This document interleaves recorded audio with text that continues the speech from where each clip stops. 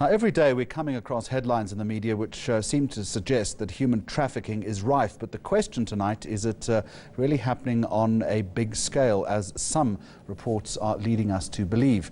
Let's look at the issue again from a different perspective. We focused on it a little earlier. Researcher now with the Africa Check, Kate Wilkinson, welcome. Thank you very much for joining us. Some figures are being touted around 30,000 children annually being trafficked. It's your contention that many of these figures are overinflated. Yes, and if you're looking at the 30,000 figure, I'd say that's one of the conservative estimates that we often see in the media. Just this morning we saw an estimate that annually there are 100,000 people being trafficked in South Africa. And what we found when we did a bit of research was that there's absolutely no research and no evidence to support these quite sensational claims. So is there in fact a problem at all, and if so, how bad is it? Yes, there definitely is a problem, and when we look at these claims and we do interrogate them, we mustn't think that we're trying to say that this isn't a problem and that we need to be taking attention away from it. But what we are really calling for is accurate reporting and accurate investigation. We need to be looking at the available data, the sound quantitative research that has been done, so that we can report this problem accurately and really give a correct picture of what's happening out Why there. would it be so difficult to procure and process that data? There are a number of reasons.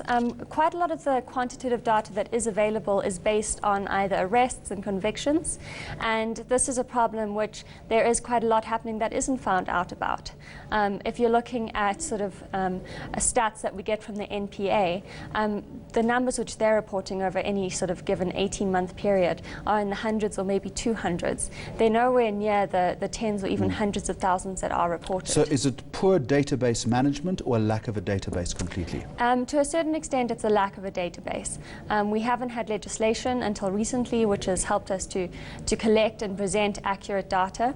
Hopefully in the future we will have. But we also have to put a certain amount of pressure on the media who are reporting on these issues not to just reprint claims that have no basis in reality. People who say that there are 100,000 people being trafficked annually really need to be taken to task. They need Fair to be point. So you're interrogated. throwing the gauntlet down to the likes of us.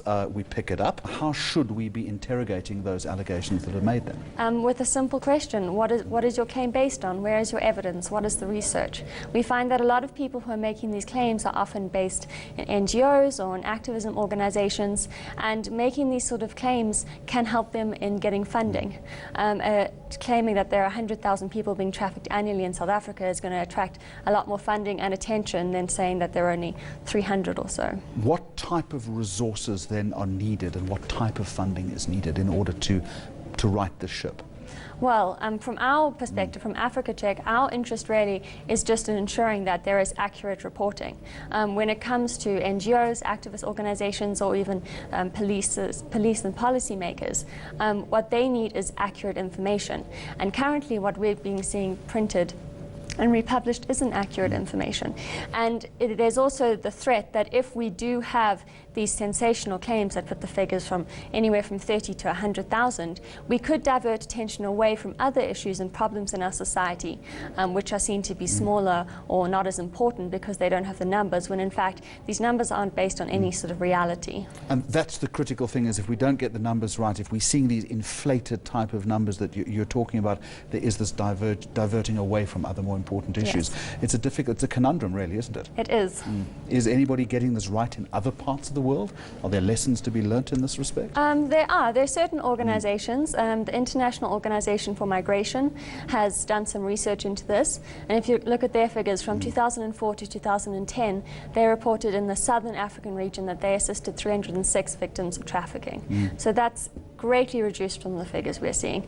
The figures of 100,000 recently haven't actually been quoted. That number is usually brought out when there's a large sporting event. It was brought out for the Soccer World Cup. Of course, yeah. And following the Soccer World Cup, the police admitted that there was no noticeable increase in human trafficking or sex exploitation.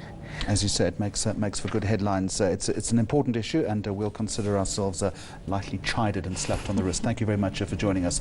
Kate Wilkinson from Africa Check with us here on Newsnight.